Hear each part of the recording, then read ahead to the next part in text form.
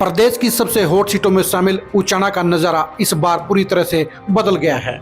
2014 में प्रेमलता का डंका बजा तो 2019 में दुष्यंत चौटाला ने रिकॉर्ड कायम किया। लेकिन 2024 का चुनाव बता रहा है कि इस बार यहां पर कोई तीसरा प्लेयर खेला करेगा, यानी एक ही वोट के साथ दुष्यंत चौटाला और बृजेंद्र सिंह का काम तमाम होने के पक्के आसार बन गए हैं। उचाना की जनता साफ तौर पर ना तो बृजेंद्र सिंह को चाहती है और ना ही दुष्यंत चौटाला को वोट करना चाहती है और दोनों के अहंकार का सरिया निकालना चाहती है। बृजेंद्र सिंह प्रेमलता को पिछले 40 साल से उचाना के लोग झेलते आए हैं, उनके ऊपर विश्वास करते आए हैं, लेकिन हर बार वो उनकी उम्मीदों पर खरे नहीं उतरे हैं। यही वजह है कि कांग्रेस के पक्ष में माहौल होने के बावजूद उचाना हल्के में इस बार बृजेंद्र सिंह की राह आसान नहीं है, क्योंकि बृजेंद्र सिंह सांसद के तौर पर पूरी तरह से फ्लॉप रहे। लेकिन अब बृजेंद्र सिंह अपनी विधानसभा की सीट पर अब पत्नी की बजाय बेटे बृजेंद्र सिंह को चुनाव लड़ाने का ऐलान कर चुके हैं। लेकिन इसके बावजूद भी उनकी जीत को लेकर पक्का गारंटी से दावा नहीं किया जा सकता, क्योंकि बृजेंद्र सिंह के अंदर अपील नहीं है। उनकी जीत के लिए उनके पिता बृजेंद्र सिंह को ही पसीना बहाना पड़ेगा। दूसरी तरफ प्रदेश के पूर्व डिप्टी सीएम दुष्यंत चौटाला के लिए भी हालात बेहद खराब हैं। लोकसभा चुनाव में उनकी मां नैना सिंह चौटाला को उचाना हल्के में महज 4200 वोट मिले, जबकि उचाना की जनता ने 2019 में दुष्यंत चौटाला को 92,000 वोट देने का काम किया था। यानी एक ही झटके के अंदर 88,000 वोट दुष्यंत चौटाला को ठेंगा दिखाने का काम कर गए और दुष्यंत चौटाला अर्श से फर्श पर आ गिरे हैं। अब दुष्यंत चौटाला चुनाव तो उचाना से पक्का लड़ेंगे, लेकिन उनकी जमानत बचने के आसार भी फिलहाल नजर नहीं आते हैं। उनको जमानत बचाने के लिए बेहद कड़ी मेहनत करनी पड़ेगी और वो मुकाम हासिल करने के बाद उन्हें जीत के लिए मुकाबले में आना पड़ेगा। लेकिन ये दोनों ही लक्ष्य फिलहाल उनकी पहुंच से दूर नजर आते हैं। ये अलग बात है कि दुष्यंत चौटाला भी हार नहीं मान रहे हैं और वो उचाना हल्के के एक एक गांव के अनुसार रणनीति बनाने का काम कर रहे हैं। एक एक गांव के वोटों और गोतों के हिसाब से अपने पार्टी के नेताओं और वर्करों की ड्यूटी लगाने का काम कर रहे हैं। वो एक एक गाँव में जाकर अपनी पार्टी के नेताओं और वर्करों से अपनी गलतियों के लिए माफ़ी मांगने का काम कर रहे हैं और अपनी पार्टी के कैडर में जान फूंकने की हर मुमकिन कोशिश कर रहे हैं।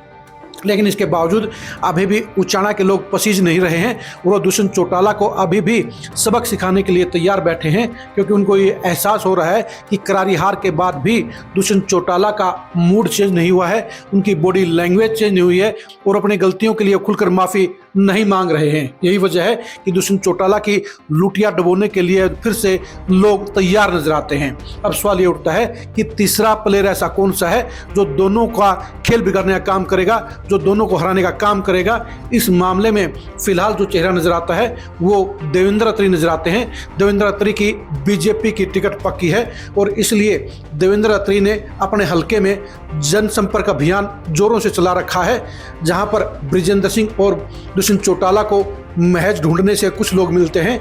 वहीं देवेंद्र अत्री अपनी पत्नी के साथ जो प्रोग्राम कर रहे हैं उनमें भारी संख्या में लोगों की हाजिरी नजर आ रही है। आप खुद ही देखिए कि कसून गांव में देवेंद्र अत्री के प्रोग्राम में कितनी भारी संख्या में लोग आए हैं।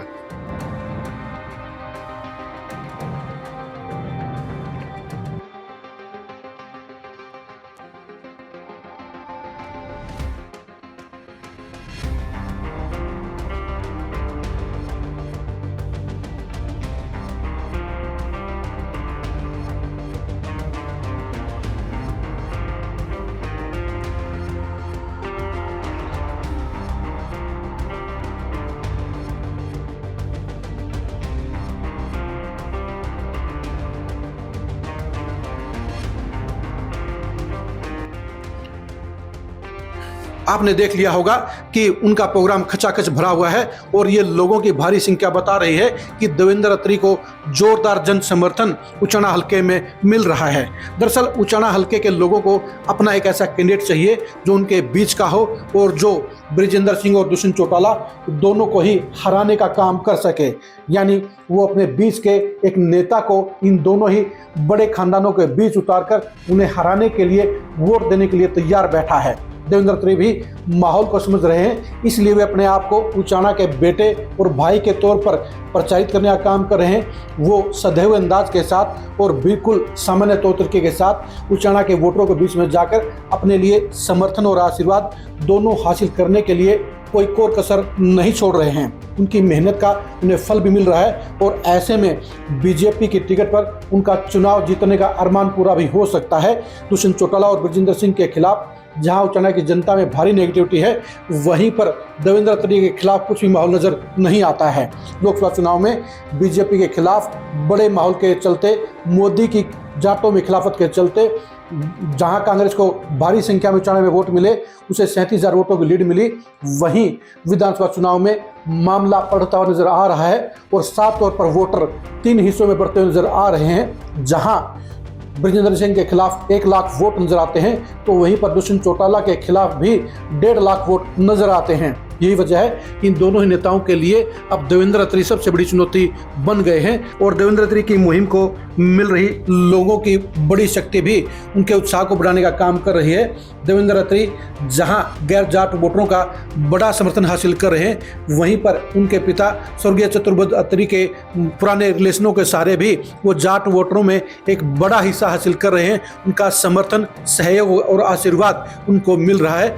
यही वजह है कि देवेंद्र अत्री के ऊपर जाट और गैर जाट का कोई लेबल नहीं लग रहा है। उन्हें हल्के के अपने बेटे और भाई के तौर पर लोग स्वीकार कर रहे हैं और उनके समर्थन में खड़े हो रहे हैं। यही वजह है कि देवेंद्र अत्री दुष्यंत चौटाला और बृजेंद्र सिंह दोनों के लिए ही खतरे की घंटी बजाने का काम कर रहे हैं। अब देखने की बात यही है कि आईएनएलडी और बीएसपी के तौर पर चौथा खिलाड़ी कौन आता है, उसके बाद तस्वीर पूरी तरह से साफ हो जाएगी। लेकिन जाहिर सी बात है कि अभी तक जो नज़ारा बन रहा है, उस नज़ारे में देवेंद्र अत्री, बृजेंद्र सिंह और दुष्यंत चौटाला दोनों के लिए सबसे बड़ा खतरा साबित नजर आ रहे हैं। उचाना सीट पर मचने वाले भीषण घमासान को जानने के लिए आप खरी खरी न्यूज़ के साथ बने रहिए। बृजेंद्र सिंह और दुष्यंत चौटाला के सियासी अंजाम को जानने के लिए आप खरी खरी न्यूज़ के साथ बने रहिए। देवेंद्र अत्री की इस खास मुहिम के अंजाम को जानने के लिए भी आप खरी खरी न्यूज़ के साथ बने रहिए। उचाना की सीट पर होने वाले नए उलटफेर के संभावनाओं और परिणाम को जानने के लिए भी आप खरी खरी न्यूज़ के साथ बने रहिए। आप हमारे फेसबुक पेज को फॉलो कीजिए, आप हमारे यूट्यूब चैनल को सब्सक्राइब कीजिए। नमस्कार।